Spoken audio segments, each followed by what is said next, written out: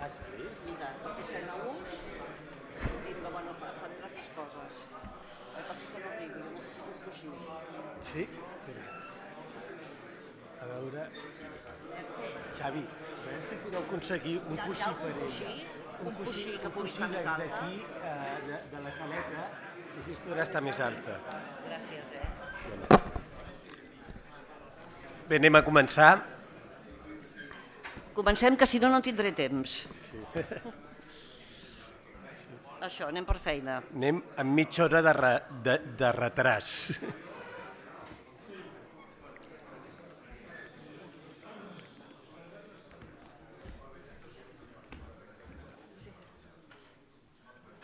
Sí? Sí, sí, perfecte. Comença. Bé, comencem. Us presento a Loles Freixa.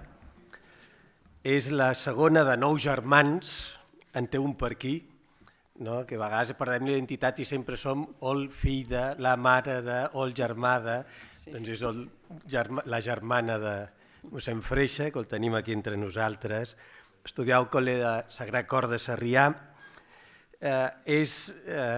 podríem dir, molt vinculada al moviment del maig del 68 francès. Ella de formació és filòloga i ara va ser professora de l'escola pública secundària, està ja jubilada.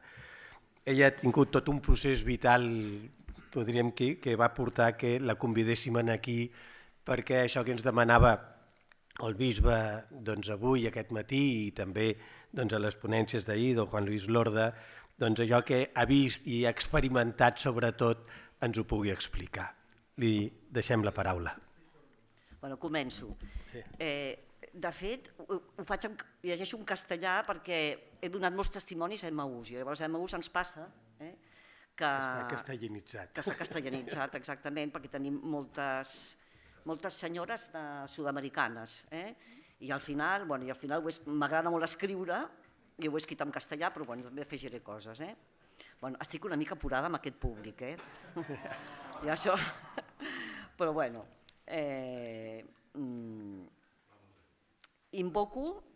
Començo, Invoco al Espíritu Santo con una ejaculatoria trinitaria muy útil para momentos difíciles y urgentes. Un ataque de ira, un cuñado pesado, una conversación complicada, en fin, mil situaciones diarias que me han sacado de mucho apuro. Abba, Padre, en el nombre del Señor, envíame el Espíritu Santo. Grito al Espíritu Santo que hable por mí. Que este testimonio sea para la gloria de Dios y para agradecerle lo que ha hecho en mi vida. Me pongo delante de Jesús y le digo, aquí estoy, perdóname y gracias. Una amiga mía me había dicho, escribe en un papel dando gracias por el padre de tus hijos, aunque fuera una época horrible. ¡Qué fuerte! ¿Cómo se pueden dar gracias a Dios cuando se sufre y se pasa mal? Esto no es humano. Damos gracias a Dios cuando estamos bien, pero no cuando estamos mal. Pues sí, doy gracias por lo bueno y sobre todo por lo malo. Creo que he perdonado y disculpado, incluida a mí misma. Todavía no me lo creo. Dar testimonio, en Emaús he dado unos cuantos, cuesta un montón, pero bueno, va bien.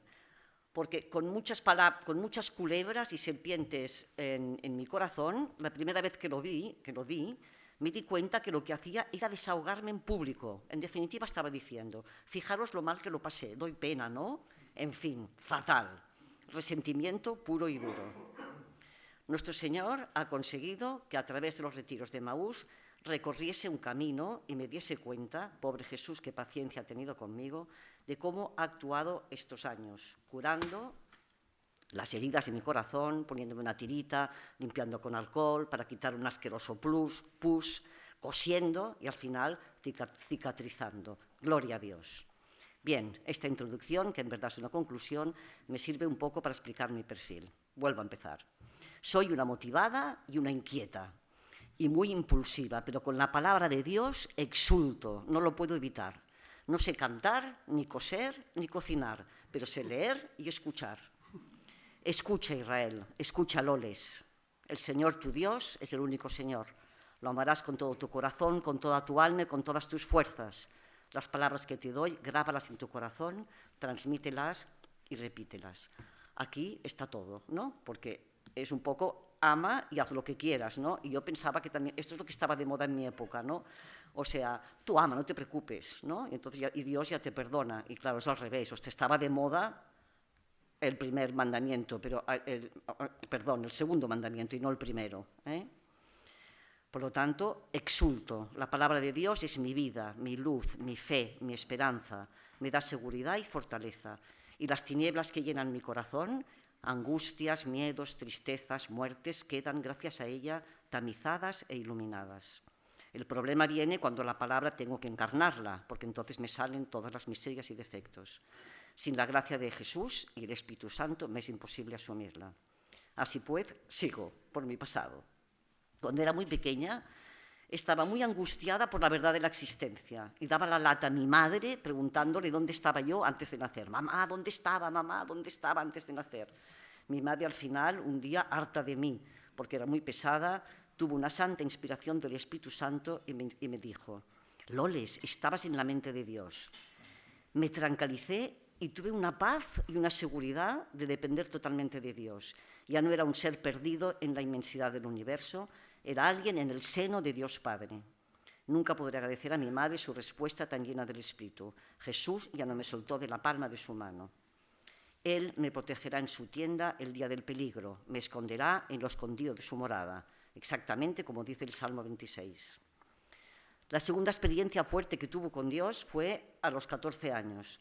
Pasé una época de gran unión con Jesús, pero a los 16, por unos malos entendidos típicos de la adolescencia, me enfadé mucho con Dios y lo aparté radicalmente de mi corazón. Empezaron los años de rebeldía y así me fue. Hay la adolescencia. ¿Con qué intensidad se vive? Por esto después nos afecta tanto. Entonces me solté de la mano de Dios. A los 18 empecé medicina. Era el año 1968. Beatles, Rollings, India, religiones de Oriente, prohibido prohibir, hace el amor y no la guerra, etc. Mi perfil es muy típico y fácil de explicar. Soy de la generación revolucionaria del 68. Estábamos muy enfadados con todo.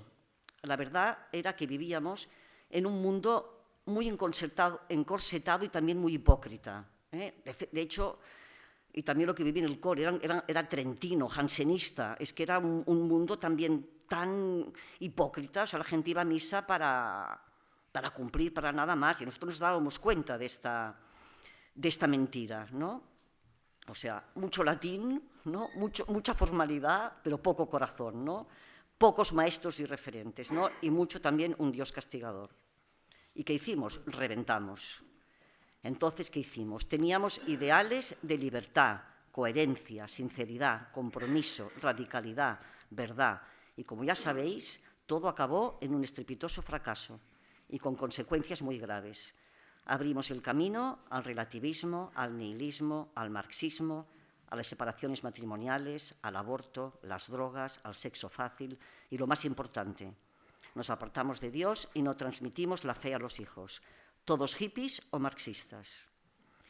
Por lo tanto, es muy importante para mí, otra vez, poder pedir perdón públicamente.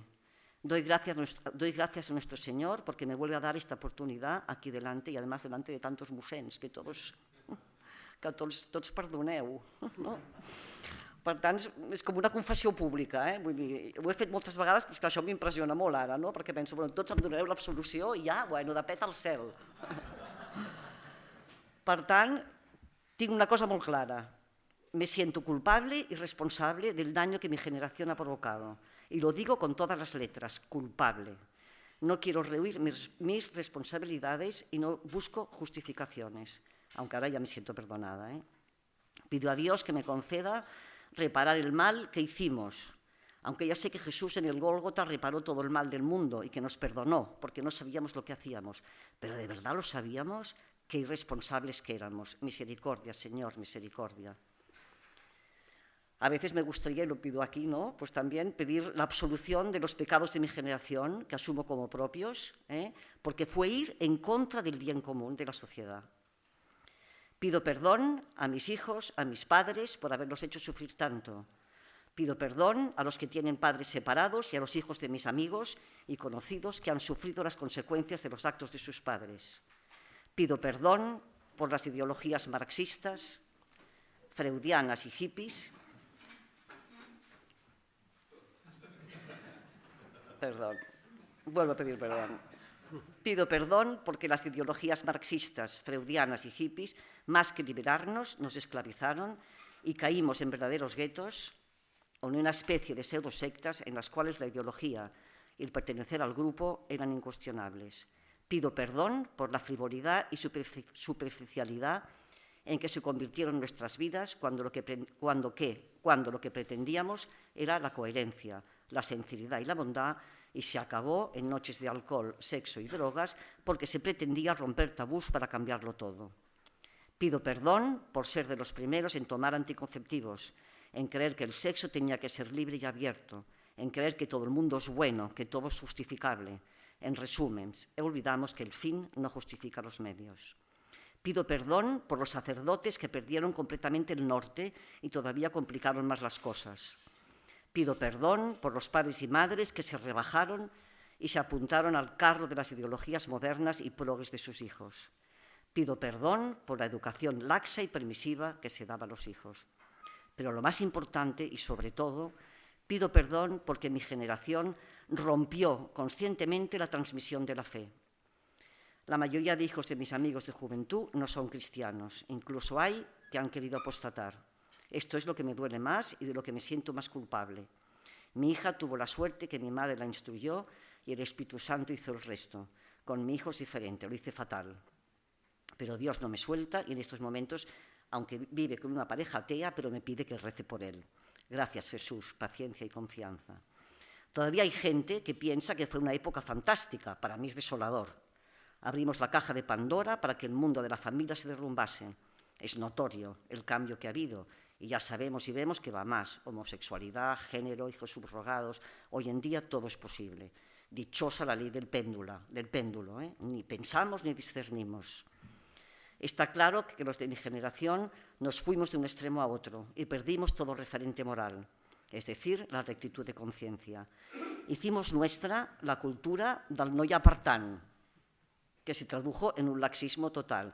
No vaig a missa? No hi ha per tant, home. Bueno, és que ara vaig a viure amb aquest noi? No hi ha per tant. O sigui, tot no hi havia per tant.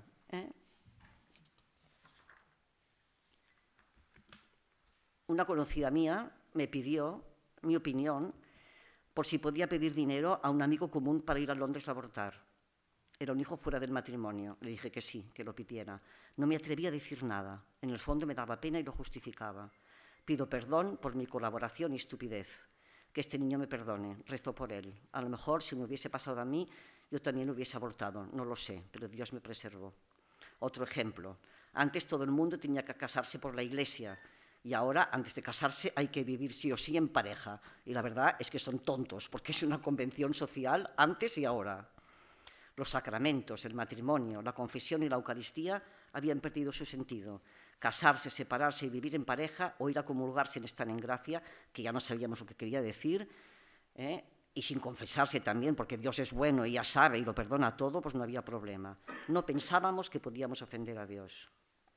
Cuando no tenía 18 años, conocí al padre de mis hijos y sin darme cuenta me convertí en una sombra y me dejé dominar completamente. Y eso que antes era una fiera y ahora también lo soy.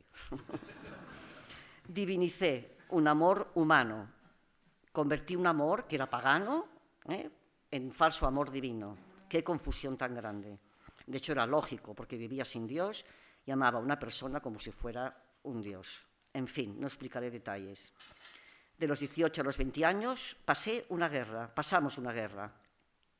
Soy una superviviente, inmadura, débil, romántica, muchas pelis americanas, fatal, condicionada por un entorno caótico y sin Dios, que esto es lo más importante, me casé y me embarqué en un matrimonio sin sentido. Hago un inciso. Después de haber oído tantos testimonios de Maús, ahora estoy más tranquila porque ya no tengo tanta vergüenza de mi pasado, y menos se nota, ¿no?, aquí ahora. Porque veo que Dios nos acoge y nos perdona a todos sin distinción, aunque hayamos hecho barbaridades. Y yo tenía un gran apuro en reconocerlo, orgullo puro y duro. Es decir, ¿cómo es posible que yo haya sido capaz de llegar tan bajo? Orgullo. Me emociona lo que se canta la noche de Pascua, feliz culpa que nos mereció tal Redentor. Jesús me quiere tal como he sido y como soy, pecadora y merecedora de su misericordia, un regalazo. Ahora soy feliz, sintiéndome como la oveja perdida. Desde hace unos años, en el pesebre de mi casa, en el pico de un monte, pongo una pequeña ovejita que soy yo, la oveja perdida. Y ha tenido tanto éxito que mis nietos también ponen una en el suyo como ya un personaje típico del pesebre. Acabo inciso y vuelvo al relato. En aquella época, con dos amigos, ya veíamos, un chico y una chica, ya veíamos que aquello no iba bien y nos empezamos a apartar. La búsqueda de la verdad nos quemaba e inquietaba. ¿Qué estábamos haciendo? ¿Dónde estaban nuestros ideales? Un hecho que me chocó y me tocó mucho, y además ahora veréis, fue el accidente del avión de los jóvenes de Chile, que ahora están haciendo la película esta de la sociedad, eso, exacto.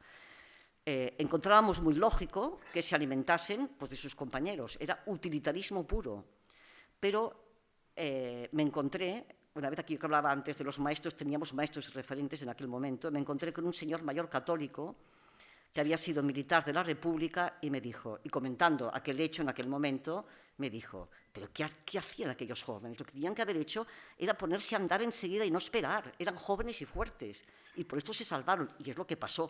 O sea, dos se fueron a andar y se salvaron, ¿no? Por lo tanto, el fin no justifica los medios. Bueno, en fin, continúo con mi historia personal. Me separé y en mi casa, mis padres y mi familia, mi hermano lo sabe, me acogieron con comprensión y firmeza, como un padre acoge al hijo pródigo, que en verdad lo era. Padre, he pecado contra el cielo y contra ti. No soy digna de ser llamado tu hija. Esta palabra me sobrecoge. Era la oveja perdida que volvía a casa. Empecé un largo camino de búsqueda de la verdad, una época de formación y combate, muchísimas lecturas, sufrimientos y penalidades, pero estaba viva. Buscaba la verdad en la historia, la literatura, los clásicos, los autores cristianos, siempre con la palabra presente. En primer lugar, me tragué clásicos griegos, latinos, medievales, literatura, me lo tragué todo, historia, todo. Y me hizo un bien tremendo, porque iba descubriendo la presencia de Dios en la vida, en la historia. Dios se valió de mi inquietud intelectual para que iniciase un camino hacia Él. Conocí a la humanidad perdida desde siempre, buscando desesperadamente el deseo infinito de lo infinito y haciéndose las preguntas que nos hacemos todos. ¿De dónde venimos? ¿A dónde vamos? ¿Qué sentido tiene mi vida? ¿Quién soy? ¿Qué es la muerte? ¿Quién es Dios? ¿Dónde está Dios? En segundo lugar, el gran libro y el gran redescubrimiento, la Biblia. Però bueno, ara, després de tantes lectures, ara no sé res ja. Només llegeixo coses pies. Sí, un desastre. Pero bueno. Lo bonito fue que todo este camino lo hice con la persona que luego sería mi marido, el gran amor de mi vida. Mientras llevábamos una relación clandestina y solitaria, años muy duros, pero ahora sí apasionantes. No parábamos de hablar y de discutir buscando la verdad. Despacio me fui serenando. Para hacer las cosas bien hechas, pedimos cada uno por su lado la anulación del matrimonio. Y entonces reencontré la Iglesia como una madre. Es verdad, ¿eh? La anulación fue una confesión en toda regla. Me sentía acogida, una madre misericordiosa y a la vez exigente. Poco a poco volví al redil. Hicimos el curso prematrimonial y después de 2 años nos casamos por la Iglesia y nos fuimos a vivir juntos. Íbamos a misa los domingos a cumplir, pero a cumplir como hacían los romanos con sus obligaciones religiosas, por deber, con la mente clara pero con el corazón inseguro, caminando y buscando desde un mundo intelectual que nos apasionaba. Con los años Agustín se convirtió en un gran creyente, pero muy poco piadoso, y a mí también me cuesta ser piadosa. A pesar de tener la anulación, que era de verdad un matrimonio nulo, no tenía la conciencia tranquila. Tenía sentimientos de culpa por la indisolubilidad del matrimonio, cuestión central del catolicismo. Recuerdo que hicieron santa a una señora que aguantó todo del marido por ser fiel a este principio. Me ha costado lágrimas y angustias encontrar la paz y reconciliarme conmigo y con Dios. Así pues, a pesar de mi búsqueda de la verdad, no tenía paz. Sin embargo, otra vez, unas lecturas me empezaron a abrir los ojos. Santa Teresa de Ávila me enseñó que la relación con Jesús es real, es personal. San Ignacio de Loyola, que el Señor es mi roca.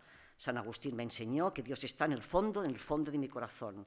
Y repescaba a Santa Teresita, que me decía que el Señor es mi descanso, mi consuelo, mi refugio, mi fortaleza, que solo tenía que dejarle hacer. Charles de Foucault me mostraba el abandono total en Jesús.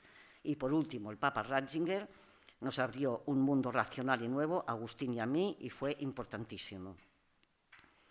A raíz de una crisis que pasé por agotamiento, experimenté una profunda conmoción en el alma que llegó de la mano invisible de Dios y de la Virgen de Lourdes. Aquí hay un chico. Ahí, ¿dónde está? Javier, no está, ya no está. Aquí, exacto, en Lourdes. Porque vivimos cosas muy bonitas en Lourdes. Encontré a Jesús, Dios grande, poderoso, misericordioso, en una capilla con el Santísimo expuesto. Un encuentro único, mi hora décima, ¿no? Como San Juan. Lo más hermoso es que la forma de esta capilla está inspirada en la tienda del encuentro donde Moisés se encontraba con Yahvé y hablaban los dos como amigos cara a cara. La tienda se llenó de la gloria del Señor y Moisés, o yo, y yo en este caso, gozamos del amor de Yahvé. Historia que me toca profundamente y que me fascina. La madre me llevó al hijo y entró en mi corazón.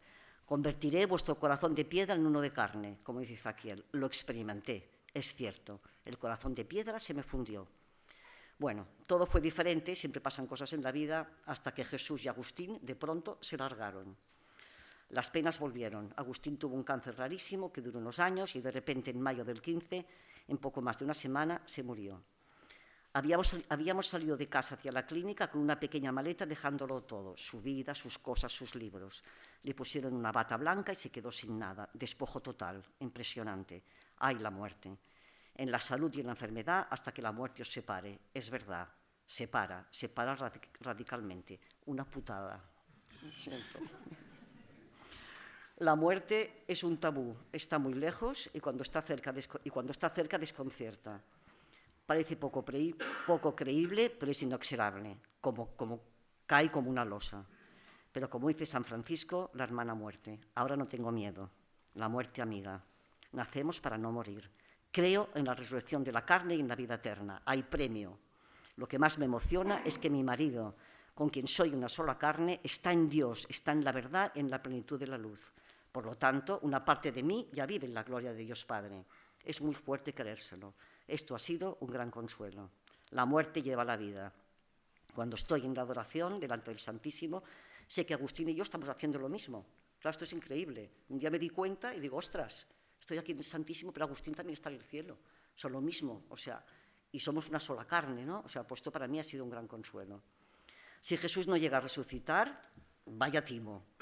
Es el único del mundo mundial que lo ha hecho. Resucitar, se dice pronto. Estamos creados para no morir jamás y para vivir siempre en la luz de Dios. Solo atravesaremos una puerta cuando nos llegue la hora. Para mí, la resurrección y el cielo son la razón de mi vida y de mi fe. Gracias, Jesús, por resucitar.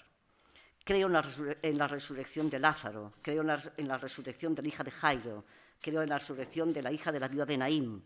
Es la palabra convertida en vida, es real, me muero si no creo en esto. Este es mi testimonio sobre la culpa, el perdón y la muerte a través de la palabra de mi amado Jesús. He perdonado al padre de mis hijos y me he perdonado, lo disculpo de todo. También fue una víctima, público, y se merece buena fama. También se lo pasó mal. Le doy gracias por los hijos que tengo y por la ocasión que me ha dado para ir desde el sufrimiento hasta Jesús. Y ahora explico una anécdota de risa, una anécdota divertida. Yo voy a la comunidad del Cordero, que está en la calle Ferran. Entonces, en la calle Ferran había una chica que se llamaba Monse, que la habían acogido, que vivía en la calle, y entonces mi hija consiguió que su padre fuese a misa, ¿no? Entonces esta chica Monse me dijo, pero oye, Loles, ¿qué haces aquí con tus dos maridos? Estaba escandalizadísima, y yo también, es que yo me quería fundir. Pienso, ¿qué hago yo aquí? Es que me fundo. Pero una hermanita me dijo, estamos en el reino de Dios, menos mal. Bueno, el tiempo de la reconciliación ha llegado. Uy, acabo. ¿No? Fatal, lo siento. Cierro el círculo. Ya, cierro el... Cierro el círculo, ya no estoy en la mente de Dios, estoy en el corazón de Dios, la luz que disipa las tinieblas. También sé que no puedo caminar sola, tengo pues dos palancas que me sostienen, Emaús, que es una gran cosa, y la comunidad del Cordero de la calle Ferran. A ellos les debo agradecimiento por su liturgia y acogida, y en la práctica me he comprometido con ellos. Allí vivo en una iglesia con un pueblo de Dios, muy diverso y sacio mi alma más contemplativa y monástica, dando culto a Dios Padre. El Espíritu Santo es grande y muy listo, porque las hermanitas en su comida de Navidad reparten a cada uno un cartoncito con una frase soplo del Espíritu Santo. La primera Navidad sin Agustín me tocó: como a uno a quien su madre consuela, así yo te consolaré. Y la verdad yo pensé, y una M, yo estoy desconsoladísima. Pero otra Navidad me tocó: cambiaste mi luto en danzas. Así pues, acabo con este salmo que canta conmigo: que mi corazón no calle, que esté para ti siempre en fiesta y que siempre, Señor mi Dios, te dé gracias. Gracias.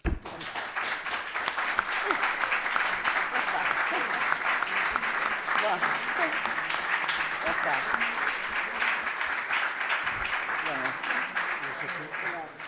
He anat ràpid, No tenim gaire temps perquè ja està l'altre ponent preparat aquí, però si algú vol fer una pregunta me la pregunti o dues... després, si no, no passa res. Bueno, no sé, com vulgueu, però com vulgui els jefes. Si algú vol fer una pregunta... No, res. Sí? Tu. Ara et donen el micròfon, espera. No sé si he sentit bé, però dius que en el 68 éreu conscients de que anava a destruir la... No. No, vale. No n'érem conscients, no. Vull dir, anàvem a trencar tabús i a trencar-ho tot.